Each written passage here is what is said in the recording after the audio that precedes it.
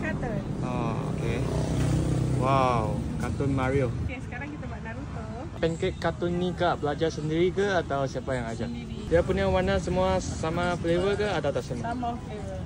Flavor apa? Vanilla. Wow. Kak, kalau nak customize kartun ini boleh? Boleh kartun apa? Necah. Kalau request, harga 15. Kalau biasa? Kalau biasa 10. Baju.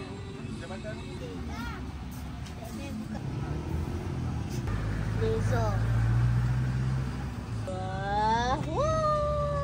Sekarang kita lukis My Melody. Sini kita tak buka hari-hari. Kalau tak ada event kat luar, kita buka sini.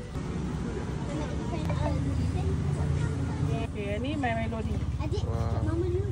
Kat mama dulu.